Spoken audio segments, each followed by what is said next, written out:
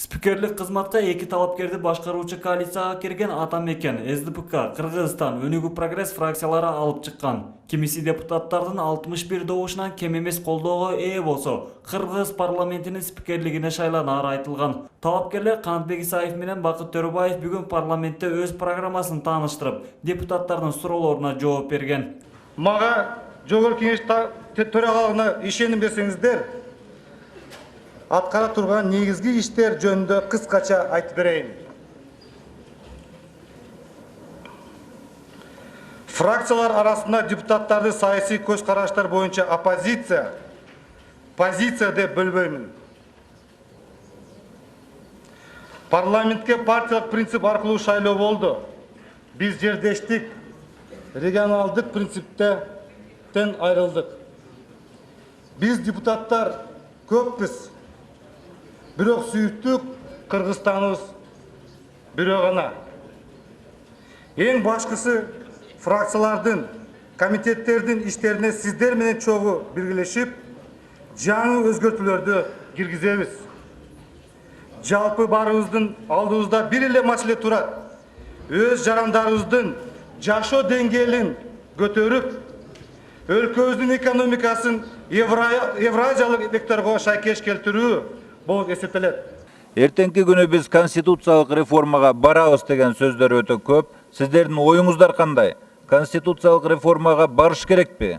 Барсак качан барабыз, эгер сиз төрага болуп калсаңыз? Анткени конституциялык реформанын баштоочусу, жүзөгө ашыруучусу бул парламент болуп эсептелинет да. Конституциялык реформа боюнча, өзгөрүү боюнча деп айтып атасыз. Мен кайсы бөлүктөргө мен өзгөртүш керек деп айтат элем.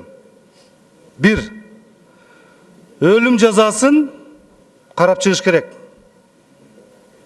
Биздин жаш балдарга зордуң зомбуң жасап аткан педофилдерге балким өлүм жазасын киргизиш керек.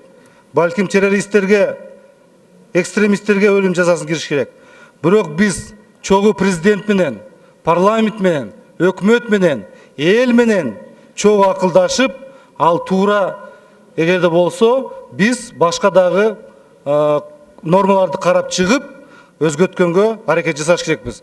Шайлоо жыйынтыгында эки талапкер 51-51 теңме-тең добушка ээ болду. Бирок баса белгилей кетчү нерсе, Кыргызстан фракциясында 18 депутаттык орун болсо, Өнүгүү Прогресс фракциясында 13 депутаттык орун болгон. Ага карабастан тең чыгуу бул Бакыт Төрөбаевдин саясий чөйрөдө жана парламентте аброю жогору экенин далилдеди. Демек, муну Бакыт Төрөбаевдин жеңиши деп атаса болот.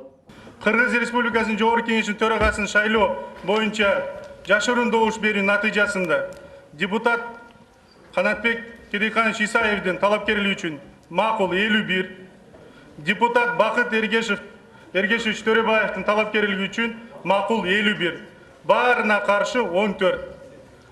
Комиссия төмөнкү чечим кабыл алды.